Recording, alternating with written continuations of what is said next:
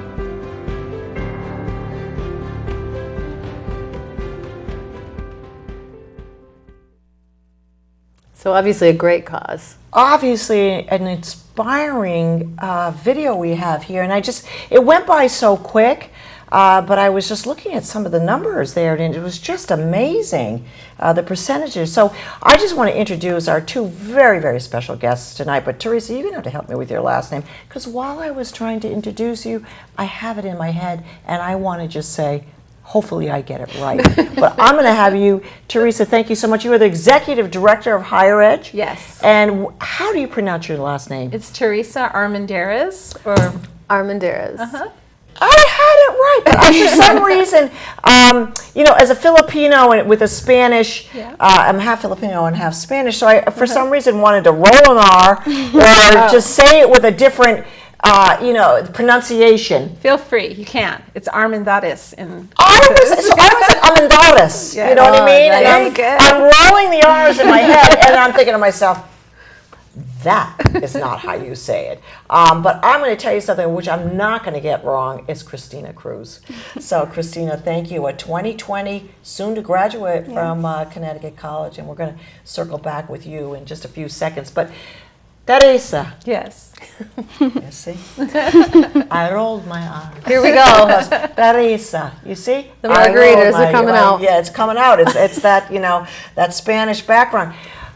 Executive Director of Higher Ed. I tried to capture the video. Why is your organization so important to our community? Oh, organization is so important to this community. It was started in 2011 because our Brand new. founder, our founder recognized a need to help students from underrepresented communities and districts that are, are struggling themselves from New London. Sure, yeah.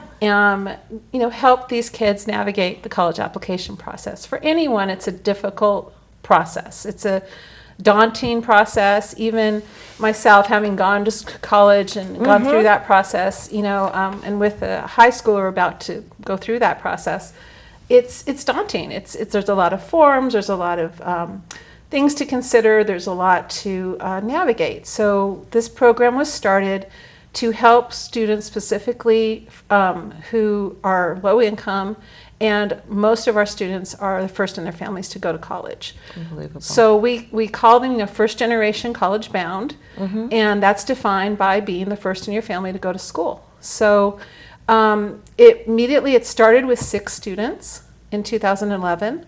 And it's grown to, we serve, every year we serve almost 70 students a year. That's really great. The growth from 2011 to 2019 up to, that's Right. double, triple, that's amazing. Yeah, and that's just the College Access Program. So yeah. we have 2 programs. We have the College Access Program, which helps the seniors Right. navigate that college entrance process. And then we have the Success Program, which means that we commit to those students for up to 6 years to help them through college. So it's that second piece that was started a couple of years after the program first began. So you don't forget about them. Right. We help them Right? through. Through it, yeah. And we have 182 students in college right now. Oh, that's fantastic. Now, this is a local program because you were talking about districts, and Yes. so explain a little bit about that. Yes, we have an office in New London, and then in 2016 we started working with students in Willimantic. So we have an office in Willimantic as well. Wow. Yeah.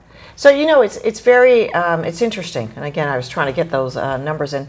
As a police commissioner, this was a few years ago. I had a parent call me up. She's a single mom, and she was from the Groton area, and she said, "Can I stop in with my daughter?" And I said, "Well, which hat am I wearing?" And I thought, "Oh, I'm wearing a police. She's in trouble." And I'm trying to think, I don't know if I can help her or not. But anyways, she comes in. She has a request, and she was very private. She came in, and I said, no, it's okay. You can speak with me. Hopefully I can help. Can you help my daughter apply for college? I'm thinking, oh my God, this is drugs, this is alcohol, this is... And I looked at her and I said, well, that's an interesting question. Thinking, and now this is a few years back, that you should be able to, why can't you navigate through this? Well, Oh, so you said yes. I said yes, of course. I said yes, of course. But both the parent and the daughter were with me for almost 4 months. I had to learn how to navigate. Right. And I called obviously superintendents and things like that. And I was thinking to myself, why didn't she go? It is a process. It's not like years ago when you sent an essay in. Yeah, I remember that. Do you remember that? You said, and then your essay. community thing, and they said, okay, your scores and you're in. This process is daunting. And can you imagine if you didn't have 2 sets of parents, or even if you did, they were not interested in pushing you to that next level. It Or they was just kind don't of know where to start. they don't know where to start. So this is just an amazing program. Now, I want to find out from Christina, how did you find Higher Edge? So I'm from Willimantic, Connecticut, and at the time that I was applying or thinking about college, there wasn't a Higher Edge in Willimantic. However, I knew the founder of Higher Edge, and so I worked directly one-on-one with him the summer before my senior year of high school.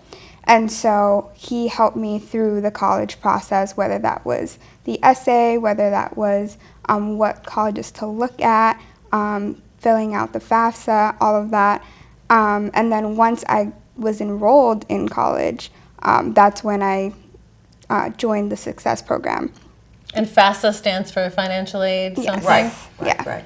I mean, the S doesn't stand for something, but It's the federal application for student aid. Yeah. okay, federal application for student aid. Yeah. And what are you majoring in? So I'm a double major in sociology and Latin American studies. Of course you are. And how are you finding college? Are you finding what you expected? I didn't have any expectations because I was the first in my family to go to college, so I didn't have like anyone to tell me like this is what it's going to be like. So I went in completely blind, and it was very difficult to adjust because I went to a school that had limited resources, and now I'm at a private school that has so many resources. Right. So it was definitely a culture shock, and it was an adjustment, but I think what helped me out the most was having a mentor from higher ed and being able to go to them for anything, whether that was advice, whether that was trying to fill out the FAFSA again, because you have to do it every year, whether that was a financial aid problem, just having that person be able to answer questions, and if they didn't know the answer, they were with me throughout finding that answer. So this is like a specific skill set as far as knowing how to navigate the college. It's about relationships and building relationships with the students, which starts that senior year. You know, our focus of our program is that one-on-one interaction. So we're not talking to a group. We're actually getting to know each student. And so, you know, and I'm not saying this happened to Christina, but we'll have students that will call us because they're having a roommate issue, or maybe they don't know where to go. What's a bursar's office? I mean, things that they don't know, or resources on campus that they don't know about. So we try to connect them with those on-campus resources as well. So do you, how many people on staff? That's my first question. And do you sort of match this mentoring person with the student? Is that how it works? We have myself. We have 2 people that are doing the Success program. So a manager and a part-time advisor. So they manage between them the 182 students. Okay. And then we have 2 advisors, a manager and an advisor on the CAP side, on the college access side. So Katie, who's in New London, and Jason, who's in Willimantic. Wow. I just can't, you know, in the day and age of, looking at some of the, of course I work with a lot of women, but it surprises me sometimes that we're not doing more, you know, for a group that really, I'm listening to Christina, and I could never do what your major is, and to find you and for you to find higher ed is just so, because you know what, when you graduate you were just going to do so much good work, and hopefully we keep you in the community. Oh yeah, she's done amazing things. You've done some internships with the legislature. Yeah. How'd you like that? It was a learning experience. I was never exposed to anything related to politics, but I interned this past summer for the governor's office, and I really enjoyed it, and I learned so many things. So tell me a little bit of what your family thinks. They must be so proud of you. They are. They can't believe how far I've come, because like I mentioned, I'm the first to go to college. So this is new for me, but it's also new for them. So they're just super proud of me, and they're excited to see where I'm gonna go. Wow. No pressure. Yeah. So on a daily basis, Theresa, what does your work look like? So right now the advisors are meeting with the students, helping them, getting to know them, the seniors, helping them start to research colleges and really think about what it is that they might be interested in. And then they'll start polishing up their essays for the common application. So they're fortunate that they have a common application. They have to fill it out once, and that's distributed to the number of schools that they want to apply to. So we have what we call I Hit Submit week in December. So before the winter break, our students will have applied to all their colleges. And on average, they apply between 5 and 10 schools. So by the time they're back in January, our focus is on the scholarships and applying for scholarships. So that's what most of that initial spring is spent on.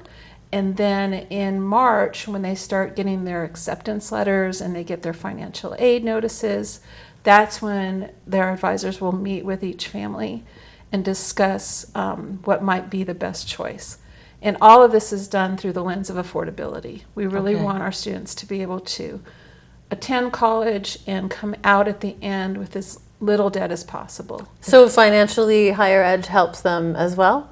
We don't help them financially, but we help them navigate through the financial aid process, right. and also applying for any scholarships that we can. Yeah, I wouldn't have known about any of the scholarships. That I actually received a couple for being cute, right? Of course, and yes. awesome. And I was I like, would have hey, given it to you. I didn't, but I didn't know about any of these things. Well, you know, it's hard. I mean, I think it was hard for us way back when, but I think it's much harder now. I think, navigating through the just the application part of it. Trust me, I tried, and I successfully now know how. But that was just a learning curve. now, do you have fundraisers where you get money from for the running of the program, et cetera? You talk a little bit about that. Yeah, we're, like Suzette mentioned, we're a fairly young, organization. So we had a very successful event a few years back called Dancing for Degrees. And then this past June, we held our first Caps and Gowns event, which was to celebrate our graduates who have gone through the whole program from start to finish. And so that's an annual event. We'll be having it again this next June, holding it actually at the Hilton Mystic. Oh, that's this year. great. So We'll that's a have to come public peek. event. Oh, it's a public. So what date is that? June 4th. Okay. And it's a dinner. So it's to celebrate our graduates. You get to hear from some of them, their stories, and it's just a celebration. That's great. I think we have a couple of photos too, right? We do. Let's find out what's going on at Higher And Edge. then Theresa, just walk us through them. Okay.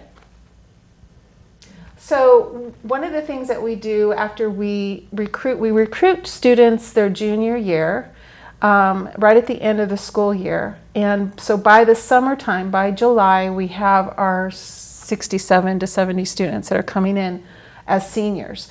So what we do in August is we hold what we call Summer Institute. And Summer Institute is an introduction to them and their families about the college application process. And part of that process is we take them to see campuses.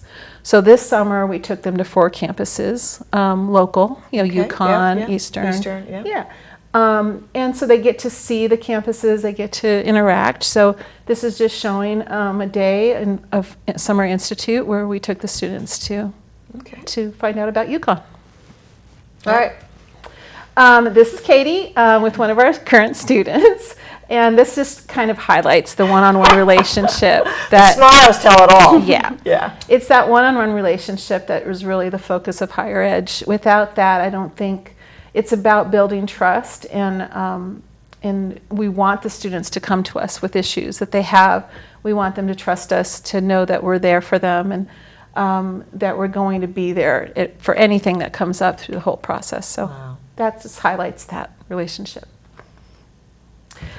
More smiles. More smiles. This is a celebration we have every June. It's called Decision Day. And that's when the students it's great. announce where they're going to college. Oh, that's fun. So it's we hold, this was New London's this past June. And then for the first time we held the same event in Willimantic instead of asking the Willimantic students to come down. That program's growing. So, Wow, so this is great. This is New London students. You can see we have UConn, Quinnipiac, Morehouse, just a variety of schools. So about 35% of our college students are out of state. So the interaction we have with them is obviously remote and That's by pretty phone. good, though. Yeah, that's a good number. Yeah. And they'll come in when they're here for, the holidays or on break and touch base with their advisor in person. But we do maintain that contact with the students. Wow. This just is highlighting what we also do once the students have gone through decision day. We have a transitions event, which is an event to sort of help prepare them for college. So any questions they might have, we just develop programming to help them, just introduce them to what college is going to be like, and kind of make sure that over the summertime any questions that they have, that we inform them. Warn them about the freshman 15. When you gain like 15 pounds because all you eat is pizza. Yeah. What about the ramen noodles? And ramen roll, and then you starve the second year because Right. you just, Yeah, and this is just ramen 3 of our current students, It's great. attending schools locally. That's fantastic. Oh, these are just great pictures. So inspiring. Thank you, Spencer. Oh, And of course, the end goal Yes. is graduation. So to Wow. date, we've had 47 students graduate college. That's great. And we're expecting 31 that are going to be graduating, including yeah. Christina, in May of next year. So the numbers are growing. We do expect overall to serve over 300 students a year starting by the fall of next year. So you say you have a founder with higher education. And what was the driving force for that? Oh, for his founding Yes, it? yeah. Well, our founder was Chris Soto, who's current. Chris, yeah, Yes, yeah. okay. Chris he actually interned at a similar program when he was getting his master's at Brown Okay. in Rhode Island. Yeah. And he talked to the program director and said, hey, we'd like to start, I'd like to start something like this in New London. And they didn't want to replicate their program. They didn't want to expand to Connecticut. So Chris basically took off with it. And Yeah, and look where Chris is now, right? Yeah. Now, I want to hear a story from Christina about how maybe while you were going through college that you relied on higher ed and they came through for you.